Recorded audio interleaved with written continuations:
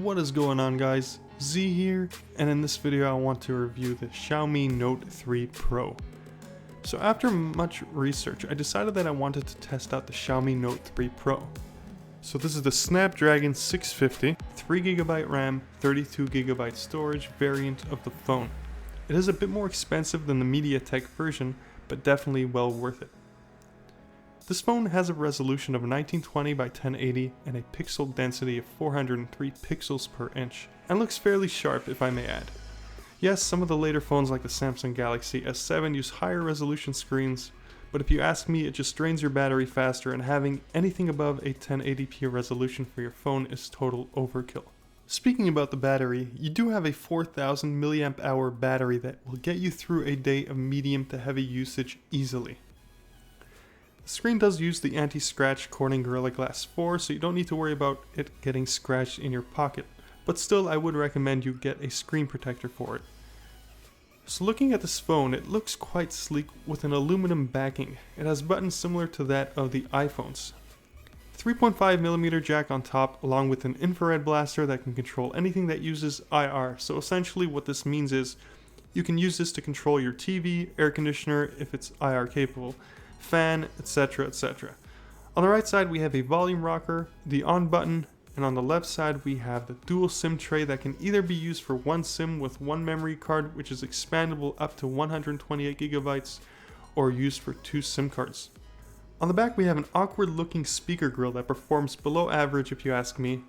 I still don't get why some manufacturers do this. Can somebody please tell me the benefits of having a speaker grill on the back of your phone? Above that we have the Mi branding logo, fingerprint reader, dual flash, and a 16 megapixel camera.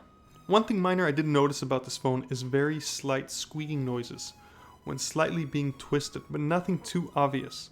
On the front we have your three capacitive touchscreen buttons. Also, one thing that I would have liked to see is a physical home button like on the iPhone. There's just something about the capacitive touchscreen buttons that make me feel uneasy. And one more thing about the design is, why doesn't the screen fill out until the edge? There's that little bevel gap. I feel like filling out the phone screen until the edge should be mandatory in all flagship phones, especially when there are cheaper phone manufacturers that do this, like Meizu. Another thing that I like to mention about the screen is the brightness levels. I am on the highest and it just doesn't seem that high.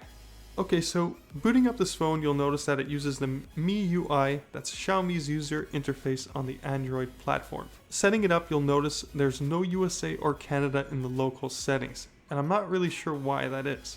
But other than that, setting everything up seems fairly simple. Testing out the Xiaomi's UI, everything works smoothly without any stutter. I am coming from iOS, so I'm not really used to the whole interface of Android. But that's the thing with Xiaomi, they make everything look very similar to iOS. Another thing that really bothers me with this phone, but more the phone manufacturer Xiaomi, is the fact that there's data collection with every app that you use, even the simple ones like camera and photos. Like, what the heck? This is a huge deal breaker for a person like myself. I'm not that private, but the idea that Xiaomi collects my data, even possibly sharing it with third party, kind of bothers me. So if there was a deterrent for me from actually using this phone as my personal phone, this would most definitely be it. Now moving on to the camera, the back-facing camera is a 16 megapixel and looks quite lousy if I may add, and has a front-facing camera that is 5 megapixels. I took a photo and a short video, you be the judge.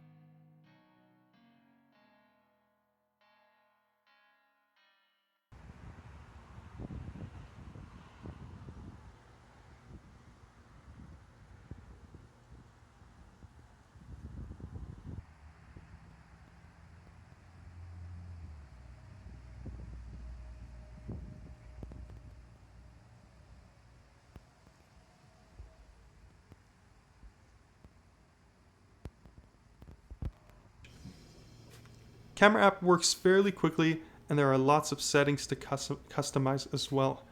Moving on to gaming. With Adreno 510 GPU, this phone played Asphalt 8 and Modern Combat 5 without any stutter or lag, and actually played them quite well. I did play for around 5 minutes and didn't notice any noticeable increase in the temperature. This phone fits in the Google Cardboard, and it fits just right with just the edges sticking out. I'd also like to mention that VR apps look really nice, especially with the 5.5-inch 1080p display. Now let's get to the speakers. Speaker grill is on the back and doesn't sound the best. It's okay, but I was expecting something a little less tin canny. Just take a listen.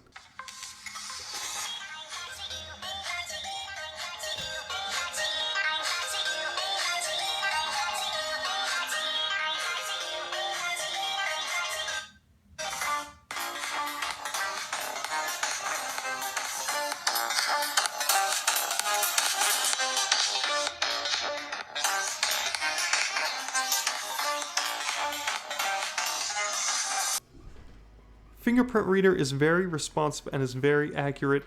Wi-Fi carries a stable signal and browsing works really well. Here's a speed test to demonstrate the speeds I was getting on my cable Wi-Fi connection.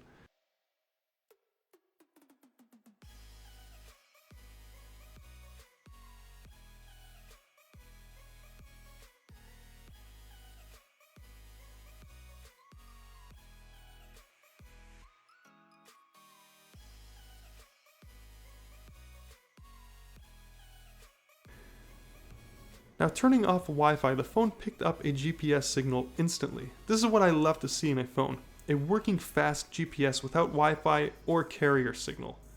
Overall, this is a really good phone for the price, and I did pay around $304 Canadian and then $67 in customs and duty taxes. So if you do live in Canada and wish to purchase this phone, be prepared to pay import fees in that amount. So overall, I really do like the design and feel of this phone.